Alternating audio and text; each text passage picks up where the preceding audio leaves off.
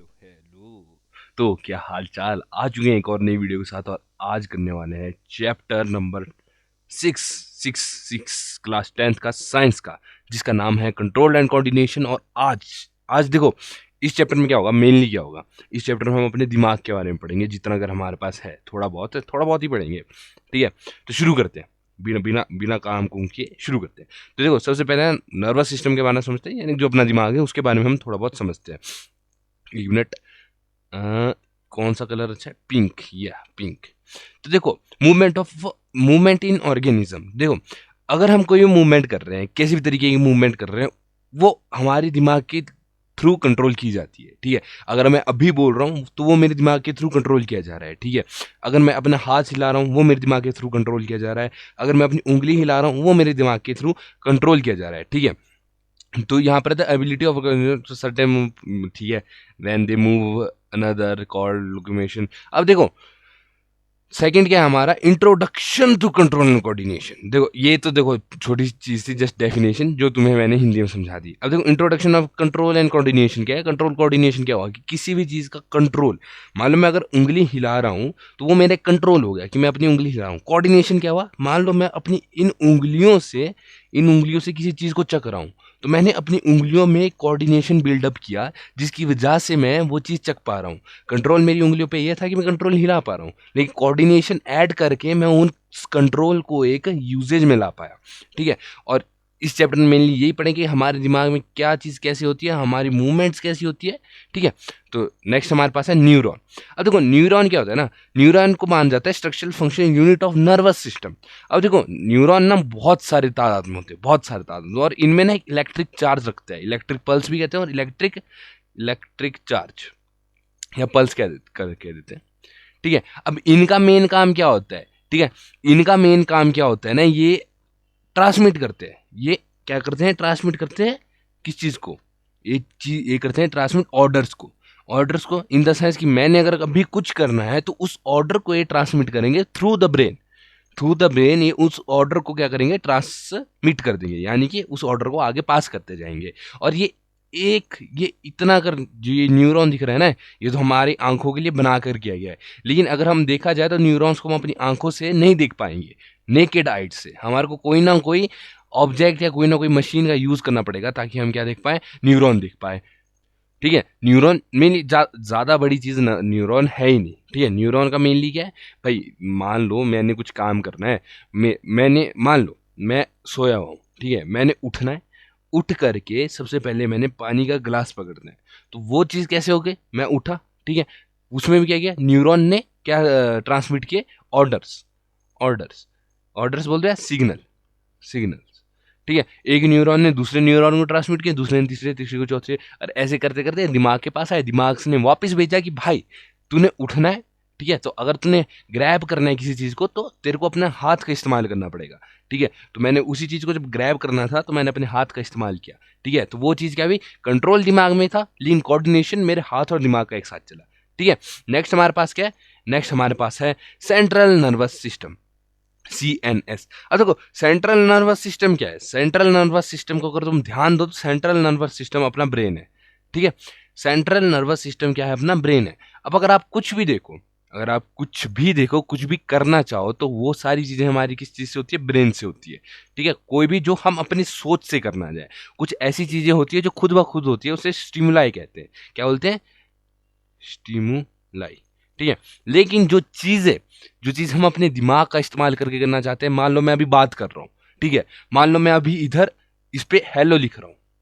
ठीक है, मान लो अभी मैं कुछ भी बोल रहा हूँ, मान लो मैं अभी इधर अपना हाथ हिला रहा हूँ, तो ये सारी चीजें मैं सोच समझ के कर रहा हूँ। अब ये सारी चीजें सोच समझ के कर रहा हूँ, यानी कि अपना दिमाग का इस्तेमाल कर रहा हूँ। क्यों, क्योंकि ये अपना एक सेंट्रल नर्वस सिस्टम है। अब अगर मैं सांस ले रहा हूँ, मेरी धड़कनें चल रही है, तो इसमें मेरी कोई वो नहीं है कि मैं सोच के कर रहा हूँ कि मेरी धड़कनें चलेगी तो तब चलेगी, नहीं चल रही है तो नहीं चलेगी, ऐसा नहीं होगा। धड़कनें चल रही है तो चलेगी। ठीक है, हमारा जो नर्वस सिस्टम है, सेंट्रल नर्वस सिस्टम, वो तब काम आता है जब हम कोई ऐसा काम करना चाहते हैं जो हम अपने दिमाग से सोच रहे हैं।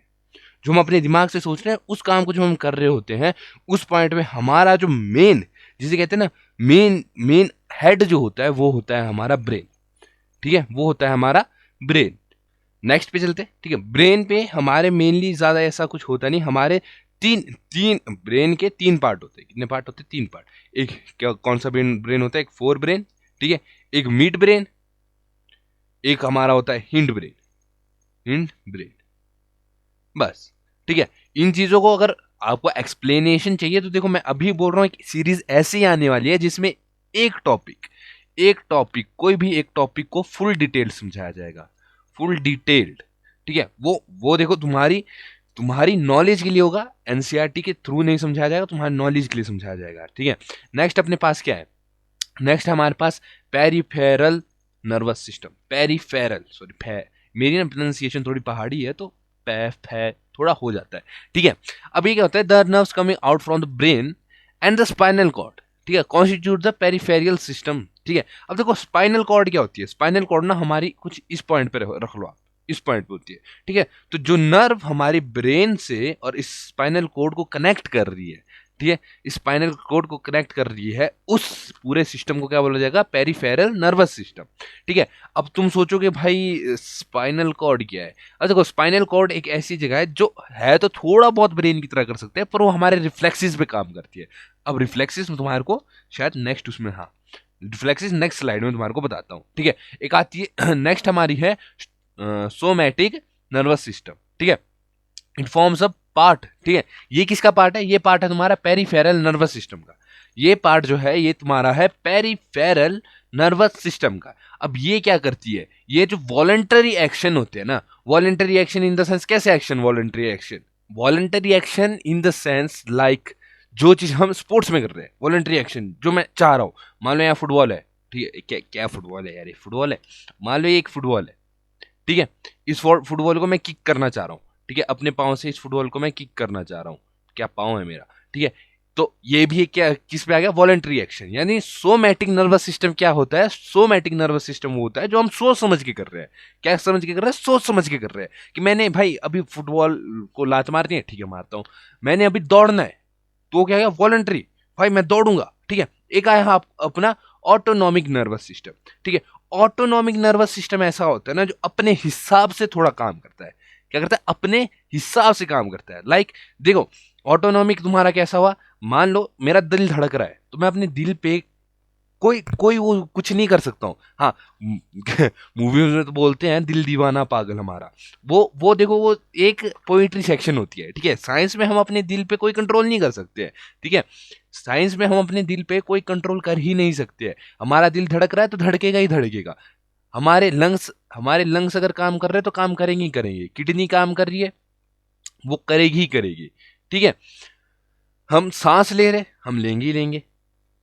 हम अगर सांस ले रहे हैं तो हम दिमाग को थोड़ी दे रहे कि हर 2 सेकंड में मैंने सांस लेनी है, हर 2 सेकंड में मैंने सांस छोड़नी है। नहीं, हम खुद सांस ले रहे हैं, खुद छोड़ रहे हैं। तो ये किस चीज के एग्जाम्पल्स आ गए? ऑटोनोमिक नर्वस सिस्टम, यानी जो काम खुद हो रहा है उसमें हमारे को अपने ब्रेन का इस्तेमाल करना ही नहीं पड़ रहा है। नेक्स्ट है हमारा रिफ्लेक्स एक्शन। अब रिफ्लेक्स एक्शन एक ऐसा एक्शन है जो हमारे दिमाग के थ्रू कंट्रोल नहीं किया जाता है। समझ रहे हो? अब तुम कहोगे यार दिमाग के थ्रू कंट्रोल नहीं किया जा रहा है तो ये तो फिर तुम्हारा ऑटोनोमिक हो गया। नहीं, अब मैं तुम्हारे को एक चीज बोलता हूँ। मैं अगर तुम अभी देखे देखे मतलब बैठे बैठे देख रहे हो, ठीक है, तो तुम एक चीज करो, कोई भी है उसकी जस्ट आंख के पास अपना मोबाइल या अपनी उसकी आंख के पास अपना हाथ ले जाओ। वो जो है अपनी आंख को बंद कर देगा, लेकिन वो उसने अपने ब्रेन के पास ये सिग्नल नहीं पहुंचाया कि मैंने अपनी आंख बंद कर दी, उसकी आंख खुद ब खुद बंद हो गई। वहीं अगर आप किसी के सामने एकदम खींच के पत्थर मार दो तो एकदम से अपनी बॉडी को उधर से बचाने की कोशिश करेगा। अब वो पॉइंट पे वो अपने दिमाग से बचने की कोशिश नहीं कर रहा है, वो खुद ब खुद बच रहा है। खुद ब खुद इन द सेंस उसकी बॉडी खुद काम कर रही है। तुम लोगों ने अगर ड्रैगन बॉल्स देखी होगी जिसमें गोकू का अल्ट्रा इंस्टिंक्ट था ना, वही अल्ट्रा इंस्टिंक्ट हम ह्यूमंस में भी होता है, जिसे बोला जाता है रिफ्लेक्स एक्शन। क्या बोला जाता है? जिसे बोला जाता है रिफ्लेक्स एक्शन, जिसमें जो काम है, जो हमारे मसल्स है, वो खुद ब खुद कुछ ना कुछ काम शुरू कर देते हैं। खुद ब खुद कुछ ना कुछ काम शुरू कर देते हैं। लाइक अगर तुमने कभी देखा होगा, तुम्हारे पास एकदम से बॉल फेंक दी जाती है, तुमने अभी बॉल को आते हुए भी नहीं देखा है, लेकिन तुम उसको कैच कर लेते हो। और तुम खुद हैरान हो जाते हो कि मेरे हाथ ने ये क्या किया। तो वही चीज है रिफ्लेक्स एक्शन। वही चीज है रिफ्लेक्स एक्शन। अब अगर तुम्हारे को एक और एग्जांपल दूं, तुम्हारे हाथ को ऐसा करना, रात को जब चपातियां बना रहे होगे, अपने हाथ, चलो वो तो जानबूझ के नहीं होगा, तुम ऐसा करना कि कभी कभार अगर तुम नोटिस करोगे, अगर तुम्हारा हाथ किसी गर्म जगह पर चला जाता है, किसी गर्म जगह पर चल जाता है, तो तुम झटके से, किससे, झटके से अपने हाथ को हटा देते हैं। लेकिन अगर तुम खुद वहां पे हाथ रखना चाहो तो तुम इजीली उस गर्मी को झेल सकते हो, है ना, उस गर्मी को एकदम इजीली झेल सकते हो। तो तुमने वो हाथ झटके से क्यों हटाया? तुमने वो हाथ झटके से इसलिए हटाया क्योंकि तुम्हारे रिफ्लेक्स आर्क ने ये बोला कि भाई वो चीज तुम्हारे लिए खतरा हो सकती है। तो तुम्हारी रिफ्लेक्स आर्क ने वो बोला, स्पाइनल कॉर्ड ने आगे सिग्नल दिया, और स्पाइनल कॉर्ड ने जब सिग्नल दिया, तुम्हारे मसल ने एक्ट किया कि नहीं, मेरे को यहां पर खतरा हो सकता है, तो मैं यहां से खुद ब खुद हट जाता हूं। ठीक है, ओके, नेक्स्ट चलते। नेक्स्ट अपने पास क्या है? Plant hormones and movements. Plant hormones and movements, देखो रिफ्लेक्स एक्शन हमने समझ लिया, अब समझते हैं प्लांट हार्मोन्स एंड मूवमेंट्स। अब हार्मोन्स क्या होते हैं? अब हार्मोन्स टाइप ऑफ, तुम उनको एक केमिकल ही मान लो, हार्मोन्स को टाइप ऑफ क्या मान लो? केमिकल्स। अब वो कुछ इस प्रकार के केमिकल्स होते हैं जो हम ह्यूमंस या किसी भी ऑर्गेनिजम्स के लिए क्या होते हैं? बहुत ही ज्यादा फायदेमंद होते हैं, बहुत ही ज्यादा फायदेमंद होते हैं। अब तुम कहोगे कैसे? अब देखो, जो भी चीज है, मान लो हमारी ग्रोथ है, हमारी हाइट है, हमारी हमारे मसल्स है, ठीक है, हमारी मसल्स है, हमारी स्लीप है, ये सारी चीजें कौन कंट्रोल करते हैं? हार्मोन्स। कौन कंट्रोल करते हैं? हार्मोन्स। अब ये हार्मोन्स जो है ये हर एक लिविंग ऑर्गेनिजम्स में होते हैं, हर एक लिविंग ऑर्गेनिजम्स में, लाइक ये हर एक एनिमल में होंगे, हर एक प्लांट में होंगे। अब इस चीज को समझने के लिए हम कुछ हार्मोन्स के नाम पढ़ते हैं। सबसे पहले आ गया हमारे पास ऑक्सिन। हमारे पास क्या है? ऑक्सिन। अभी जो ऑक्सिन है ये ग्रोथ में हेल्प करता है, प्लांट की ग्रोथ के लिए ये हार्मोन क्या करता है? हेल्प करता है। सेकंड हमारे पास आया साइटोकिनिन। क्या? साइटोकिनिन। ये क्या करता है? ये ना जो प्लांट्स है उसके सेल डिवीजन, है ना, सेल डिवीजन और delay agent of the cells. Cell division, cell को बांटने का, ठीक है, सेल को बांटने का काम ये करता है। ठीक है, नेक्स्ट हमारे पास है गिबरेलिंस। ठीक है, ये क्या करता है? ये स्टेम्स, पता है तुम्हारे को? स्टेम्स जो होती है तुम्हारी डंडी, ये जो डंडी होती है ना प्लांट्स की, ठीक है, इसकी ग्रोथ में करता है।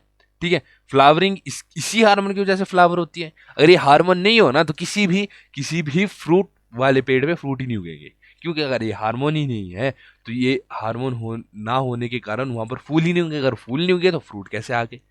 ठीक है, ये भी सेल्फ डिवीजन में काम देता है, और साथ में यही हार्मोन हमारे को सीड ग्रोथ देता है।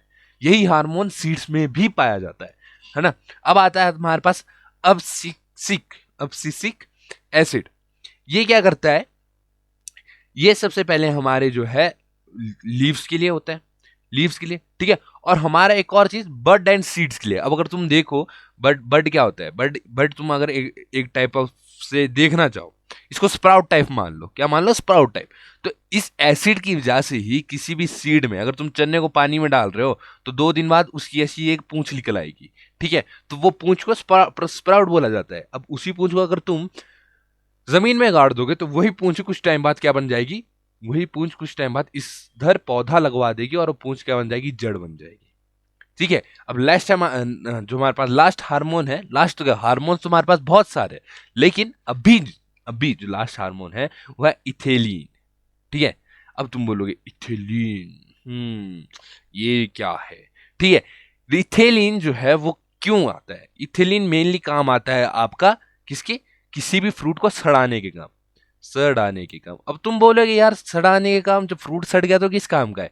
अगर तुमने कभी बियर का नाम सुना होगा, बियर, ठीक है, कभी तुमने बियर, और कौन सा होता है? हाँ, बियर, मेनली बियर ही होते हैं, वोडका वगैरह। तो फ्रूट बियर जो भी होते हैं ना, वो सारे किस चीज से बने होते हैं? सड़े हुए प्लांट्स से। ठीक है, सड़े हुए प्लांट्स से वो बनते हैं। क्यों? क्योंकि उनमें एक नेचुरल इथेलिन आ गया। अब जब नेचुरल इथेलिन आ गया तो इथेलिन टाइप ऑफ तुम्हारे को एक अल्कोहल वाला किक भी प्रोवाइड करवाते हैं। इसीलिए मेनली बियर वगैरह बनाने के लिए सड़े हुए फ्रूट्स का इस्तेमाल किया जाता है। ठीक है, नेक्स्ट पे चलते हैं। नेक्स्ट है हमारा ग्रोथ इंडिपेंडेंट मूवमेंट्स। अब तुम बोलोगे भाई साहब यार क्या यार ग्रोथ इंडिपेंडेंस मूवमेंट्स है क्या ये? अब देखो, जो भी मूवमेंट्स जो प्लांट्स के द्वारा करी जाती है, जो भी मूवमेंट्स जो ग्रोथ से रिलेटेड नहीं है, उनको बोला जाता है ग्रोथ इंडिपेंडेंट मूवमेंट। जो ग्रोथ से रिलेटेड नहीं है, क्या ग्रोथ से रिलेटेड नहीं है। अब तुम्हारे को इस चीज का अगर मैं एक क्या दूं, इसका अगर मैं तुम्हारे को एक छोटा सा एग्जाम्पल देता हूं, ठीक है? तो इसमें क्या है, इसका अगर मैं तुम्हारे को एक छोटा दूं ना, एक प्लांट होता है, ठीक है, एक प्लांट होता है, वो अगर तुमने देखा होगा तो उसके ना पत्ते कुछ यही यही प्लांट होता है, उसके पत्ते कुछ इस टाइप के होते हैं। अब इस प्लांट में क्या होता है ना, इस प्लांट के पत्ते को अगर तुमने बाय चांस छू लिया, क्या कर लिया, बाय चांस इस पत्ते को तुमने छू लिया ना, तो ये क्या करेगा, ये पत्ते अगर ऐसे थे ना, इतना फूला हुआ पत्ता सा था, तो ये पत्ता एकदम ऐसे हो जाएगा, ये पत्ता खुद ही टूट जाएगा। तो ये मूवमेंट है, ये प्लांट की मूवमेंट है, लेकिन ये मूवमेंट किसी काम की नहीं है। ये ग्रोथ में, प्लांट की ग्रोथ में किसी काम की नहीं है। नेक्स्ट आता है ग्रोथ रिलेटेड मूवमेंट्स। अब ऐसी मूवमेंट्स जो ग्रोथ के रिलेटेड है, ग्रोथ के रिलेटेड है। अब इसका एक रिलेशन ये देता हूं कि जब भी अगर आप देखो कि जो प्लांट है, क्या है, जो प्लांट है वो हमेशा ऊपर की ओर जाता है। चलो भाई, ऊपर की ओर तो जाएगा ही। अब वो ऊपर की ओर क्यों जाता है, क्योंकि सनलाइट ऊपर से आती है। लेकिन वहीं अगर हम ऐसा कर दें कि यहां पर मैं एक प्लांट उगा देता हूं, यहां पर मैं एक प्लांट उगा देता हूं और सनलाइट यहां पर आ रही है, ठीक है, तो यहां से इस पॉइंट पे अगर मैं कोई छत लगा देता हूं, तो इस पॉइंट के बाद वो ऊपर को नहीं जा पाएगा। क्यों? क्योंकि सनलाइट या तो उसको इधर से मिल रही होगी या इधर से मिल रही होगी। इधर तो ब्लॉकेज कर दिया मैंने सनलाइट का, तो वो क्या करेगा, जिधर से उसको ज्यादा सनलाइट मिल रही है वो उस तरफ को बैंड होना शुरू हो जाएगा। अब हुई तो ये भी एक मूवमेंट।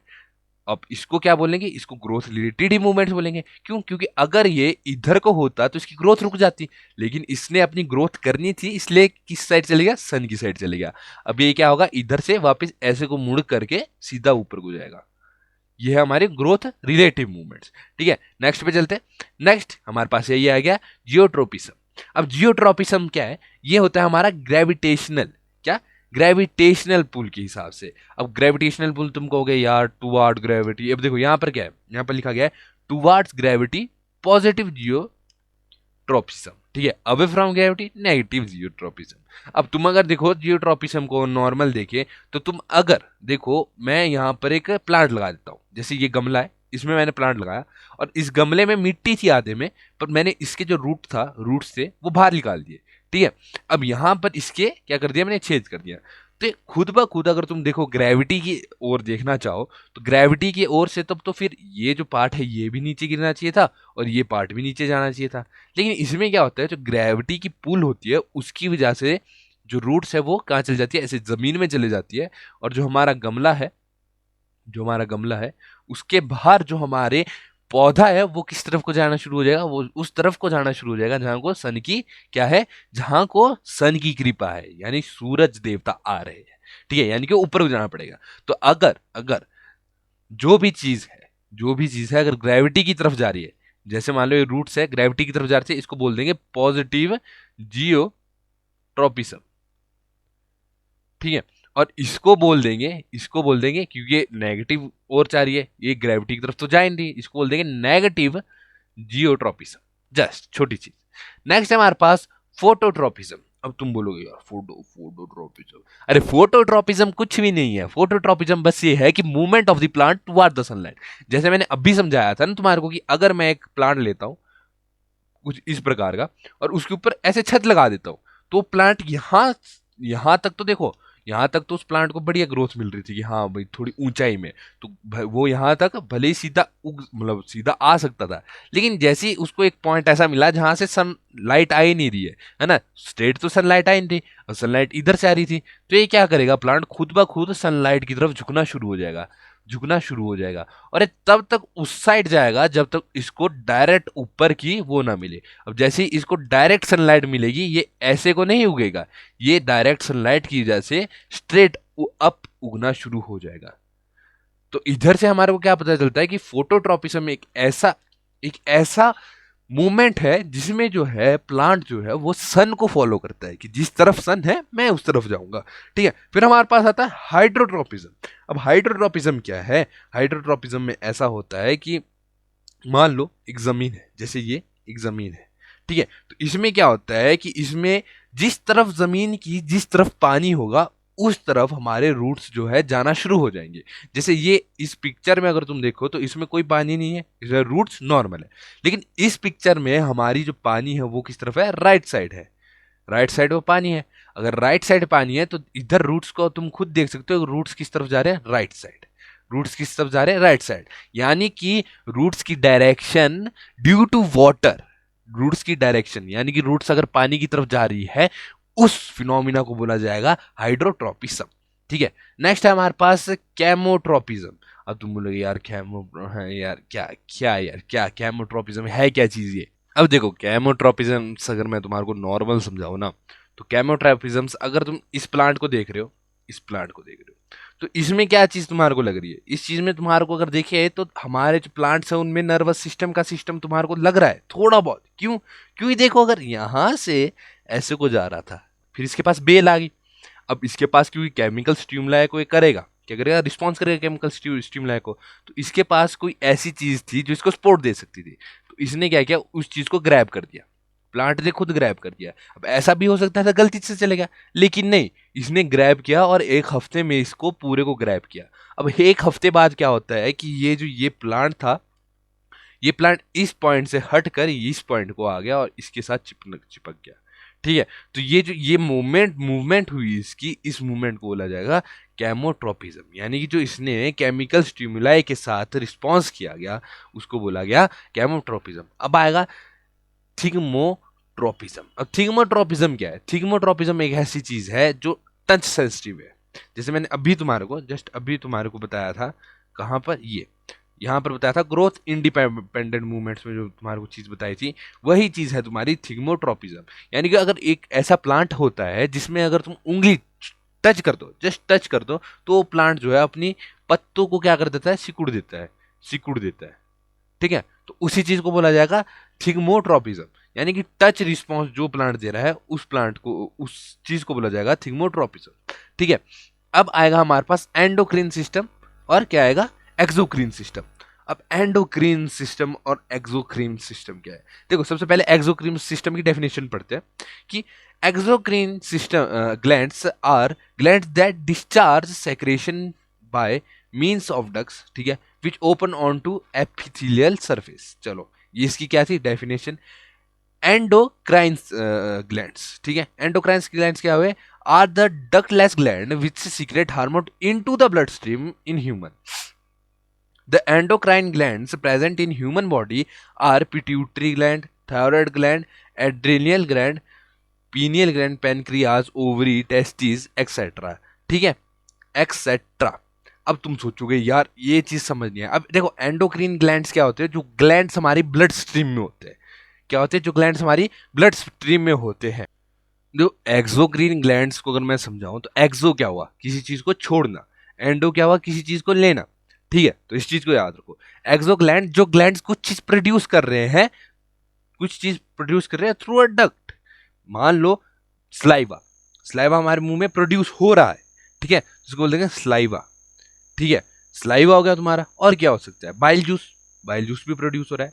अब एंडोक्रीन क्या है, एंडोक्रीन ऐसे हुए जो प्रोड्यूस तो कर रहे हैं लेकिन किसी डक्ट के इस्तेमाल से नहीं कर रहे हैं, वो डायरेक्ट हमारे हार्मोन पे असर पा देते हैं, असर डालते हैं। इन द सेंस जैसे हमारे पास यहाँ पर है टेस्टिस। अब जो टेस्टिस है वो क्या वो कौन सा हार्मोन रिलीज करते हैं, वो करते हैं टेस्टोस्टेरोन।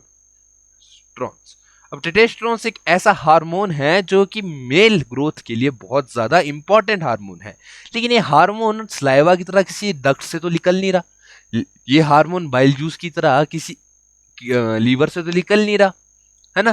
तो ये तो भाई साहब ये तो मोटा ही सिस्टम है।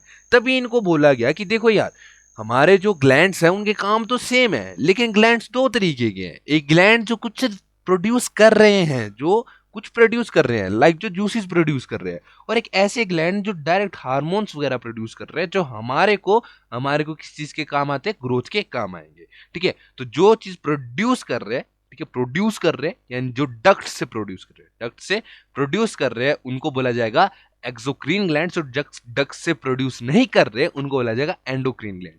प्रोड्यूस दोनों सेम चीज कर रहे हैं, लेकिन एक डक्ट से प्रोड्यूस हो रही है, यानी कि आप पोर्स रख लो, पोर्स रख लो, ठीक है। बोलते वक्त अगर सलाइवा आ रहा है तो पोर से आ रहा है ना, बोलते वक्त टेस्टोस्टेरोन थोड़ी आएगा तुम्हारे को, चलते वक्त टेस्टोस्टेरोन थोड़ी आएगा तुम्हारे को, या फील होगा तुम्हारे को टेस्टोस्टेरोन, नहीं, बिल्कुल नहीं, ठीक है। नेक्स्ट हमारे पास क्या है, नेक्स्ट हमारे को बस इन्हीं ग्लैंड्स के बारे में थोड़ा सा बताया गया है, ये जो ये ग्लैंड्स है इनके बारे में थोड़ा सा बताया गया है। अब पिट्यूटरी ग्लैंड्स क्या है, अब देखो पिट्यूटरी ग्लैंड्स तुम्हारा पी साइज होता है। अब देखो इधर तो बहुत बड़ा लग रहा है, बड़ा कहाँ लग रहा है, ये जो लाल लाल सा तुम्हारे को दिख रहा है ना, ये है हमारा पिट्यूटरी ग्लैंड, ठीक है। अब इसको क्या बोलता है, it is the master gland as it controls the secretion of all endocrine glands. Endocrine glands क्या थे, एंडोक्रीन ग्लैंड्स जितने भी यहाँ पर तुम्हारे को ग्लैंड्स दिख रहे हैं ना, वो सारे ग्लैंड्स है एंडोक्रीन ग्लैंड्स, ठीक है। अब थायराइड ग्लैंड्स, ठीक है, अब ये जो थायराइड ग्लैंड्स है किसके काम आता है, ये यूज आता है थायरोक्सिन, क्या, थायरोक्सिन, थायरोक्सिन रिलीज करता है। अब थायराइड ग्लैंड जो है वो आयोडीन रिक्वायर करता है सिंथेसिस के लिए, synthesis in the sense reproduction के लिए आयोडीन रिक्वायर करता है कि भाई आयोडीन दो, तब जाके मैं कुछ ना कुछ करूंगा, ठीक है। नेक्स्ट ग्लैंड है अपना पैनक्रियास। पैनक्रियास हमने शायद पिछले में पढ़ा था, ठीक है। पैनक्रियास हमारे अब्डोमिनन के पीछे होता है, अब्डोमिनन हमारे जो एब्स होते हैं ना, जिसे हम एब्स बोलते हैं, एब्स, ठीक है, उसके पिछली तरफ होता है, मतलब हमारे पेट के पिछली तरफ, ठीक है, जस्ट सिंपल। अब इसमें क्या बनता है, पैनक्रियास जो है ना, पैनक्रियास क्या होता है कि ये इंसुलिन, शायद ये इंसुलिन जो है वो करते हैं, इंसुलिन भेजते हैं। देख, an insufficient amount of insulin from the pancreas leads to diabetes, यानी कि ये सिंपल अगर मैं तुम्हारे को बोलूं, जो शुगर कहते हैं ना, वो शुगर शुगर नहीं होती, उसे डायबिटीज बोलते हैं। अब अगर इंसुलिन जो है पैनक्रियास ढंग से प्रोड्यूस नहीं कर रहा तो हमारे को डायबिटीज हो सकती है। फिर डायबिटीज अगर हमारे को हो जाए तो कुछ नहीं हो सकता, फिर हमारे को दवाइयों पर ही रहना पड़ेगा, क्योंकि एक बार इंसुलिन डाउन हो जाता है, इंसुलिन बनना कम हो जाता है, तो जो हमारे बॉडी के अंदर ग्लूकोज की रेगुलेशन है वो भी खत्म हो जाती है। नेक्स्ट है हमारे पास एड्रेनियल ग्लैंड्स, ठीक है। एड्रेनियल ग्लैंड्स क्या होते हैं, अबव द किडनी, ये जो ग्लैंड दिख रहे हैं ना, ये ब्लू ब्लू से, ये है एड्रेनियल्स ग्लैंड, क्या है, एड्रेनियल्स ग्लैंड्स, ठीक है। ये कौन सा हार्मोन सिक्रीज करता है, एड्रेलिन। अब एड्रेलिन हार्मोन एक ऐसा हार्मोन है जो तुम्हारे को एक नेक्स्ट लेवल पावर दे सकता है। ये हार्मोन तुम्हारा तब रिलीज होता है, ये हार्मोन तुम्हारा तब रिलीज होता है जब तुम्हारे को क्या चाहिए होता है, जब तुम्हारे को एक ऐसा डर लग रहा होता है कि तुम जस्ट नियर टू डेथ हो, क्या, नियर टू डेथ हो, ठीक है, तब तुम्हारा एड्रेलिन रिलीज होता है जो तुम्हारी स्ट्रेंथ तक को 2x तक ले जा सकता है, ठीक है। अब आता है हमारा गोनाड्स, गोनाड्स, ठीक है। अब गोनाड्स क्या है, अब ये क्या है, गोनाड्स दो है, गोनाड्स दो है, एक तो देखो मेल का और एक फीमेल का, ठीक है। मेल के पास होते हैं टेस्टिस, ठीक है, जो कि मेल के पास क्या होते हैं, टेस्टिस, जो उनके पेनिस के नीचे होते हैं, और फीमेल के पास होते हैं ओवरीज, क्या, जो फीमेल के पास होते ओवरीज, जो उनके वजाइना के पास होते हैं। अब जो टेस्टिस होते हैं वो सिक्रिएट करते हैं टेस्टोस्टेरोन, टेस्टोस्टेरोन। अब टेस्टोस्टेरोन जो है वो मेल हार्मोन है, जो कि मेल को एक टाइप ऑफ एग्रेशन, एक टाइप ऑफ मसल बिल्डिंग, एक टाइप ऑफ जो मेल की बॉडी स्ट्रक्चर है, ग्रोथ है, उसमें हेल्प करता है during its poverty, his poverty, ठीक है। और जो हमारे ओवरी में, मतलब जो ओवरी है, उधर जो हार्मोन रिलीज होता है वो होता है एस्ट्रोजन। अब एस्ट्रोजन हार्मोन जो है वो मेनली लड़कियों को ड्यूरिंग पॉवर्टी उनकी ब्रेस्ट एंड जो उनकी ब्रेस्ट में साइज का इंक्रीज होता है, ठीक है, उनकी वाइस जो बहुत पतली हो जाती है, उनके हेयर्स की ग्रोथ में, और उनकी जो नेचर है उस नेचर को रेगुलेट करती है कौन सा हार्मोन, उस नेचर को रेगुलेट करता है एस्ट्रोजन हार्मोन, ठीक है। और जो ह्यूमन मतलब मेल नेचर है उसको रेगुलेट करता है टेस्टोस्टेरोन हार्मोन, सिंपल, ठीक है। अब अदर एंडोक्रीन ऑर्गन्स इंक्लूड, ठीक है, हाइपोथैलेमस, ठीक है, पैराथायरॉइड, ठीक है, पाइनियल थाइमस ग्लैंड्स, ठीक है। तो ये है बहुत खतरनाक चीज है, ठीक है। ओ मैन, खत्म भाई साहब, आधे घंटे में खत्म। एक बार क्विक रिवीजन मारते, क्योंकि जल्दी खत्म हो गया। हमने इधर पढ़ा, हमने इधर मेल और फीमेल के ऑर्गन क्या कहते हॉर्मोन्स के बारे में पढ़ा कि वो कहाँ से सिक्रीट होते हैं, ठीक है। उसके बाद एंडो और एक्सो पढ़ा, क्या पढ़ा, एंडो और एक्सो, एंडोक्राइन एक्सोक्राइन ग्लैंड, ठीक है। उसके बाद हमने प्लांट्स के हार्मोन्स के बारे में पढ़ा, प्लांट्स की ग्रोथ्स के बारे में पढ़ा, ठीक है। इसी के साथ अपना क्या खत्म हो गया, इसी के साथ अपना हो गया चैप्टर खत्म, ठीक है। और चैप्टर देखो ज्यादा बड़ा नहीं है, चैप्टर में कोई कुछ ऐसी वैसी बात है ही नहीं, ठीक है। तो अभी मैं क्वेश्चन आंसर्स तुम्हारे को दिखा रहा हूँ, क्वेश्चन आंसर जो है वो कर लेना, अगर तुम्हारा मन है तो कर लेना, क्योंकि देखो मैं तुम्हारे को रट्टा मरवाने पे विश्वास नहीं करता। मेरी कोशिश यही है, अगर तुम समझ जाओ तो भाई बढ़िया है, नहीं समझते तो भाई देखो यार रट्टा मार के तो यार टॉप भी मार सकते हैं, ठीक है। तो छोटी सी बात ये है, अगर तुमने समझना है, रियली कुछ करना है तो भाई समझ के करो। इसी के साथ ये बोलूंगा कि देखो यार सीरीज में, इस सीरीज में ज्यादा कुछ ऐसे मैं मेन बता नहीं रहा हूँ, मेन इन द सेंस कि बता सब कुछ रहा हूँ जो समझने वाली चीजें हैं, लेकिन लेकिन लेकिन इसके बाद एक शायद शॉर्ट्स की सीरीज आ सकती है या लॉन्ग वीडियोस की सीरीज भी आ सकती है, जिसमें मैं तुम्हारे को साइंस से रिलेटेड ऐसी ऐसी चीजें बताऊंगा जो तुम्हारे को हिला कर रख देगी। क्लास 10th साइंस या क्लास +2 प्लस ग्रेजुएशन लेवल तक की साइंस की तुम्हारे को कुछ ऐसी चीजें बताऊंगा जिसको सुन के तुम्हारे को नेक्स्ट लेवल नॉलेज भी मिल जाएगी और मजा भी आएगा, है ना। इसी के साथ यही बोलूंगा कि अगर अच्छा लगता है यार चैनल पे तो सब्सक्राइब करो ना यार। मेरे हिसाब से चैनल पे 50+ वीडियोस अपलोड हो चुकी है, क्लास 10th की मैथ्स खत्म हो चुकी है, साइंस जस्ट खत्म होने वाली है, और और साइंस जस्ट खत्म होने वाली है। इसी के बाद शायद इंग्लिश शुरू होगा, और SST मैं सोच रहा हूं कराऊं या ना कराऊं। अगर तुम्हारे को SST चाहिए चैनल पे तो तुम चैनल पे कमेंट कर दो, ठीक है। क्योंकि SST और बायोलॉजी जो मैं अभी तुम्हारे को पढ़ा रहा हूँ ये मेरे मेनली सब्जेक्ट नहीं है, मेरे को SST और बायोलॉजी में कोई इंटरेस्ट था ही नहीं, है ना। अगर तुम्हारे को फिर भी चाहिए तो कोई बात नहीं यार, टॉपर मैं तब भी था और अभी भी माइंडसेट वैसा ही है, ठीक है। लास्ट में ये बोलूंगा, रटने की कोई जरूरत नहीं है, समझ के करोगे फाड़ के आ जाओगे, ठीक है। एंड में ये बोलूंगा, कमेंट में जय माता दी कर दो, और मिलते हैं नेक्स्ट वीडियो में, तब तक के लिए जय माता दी।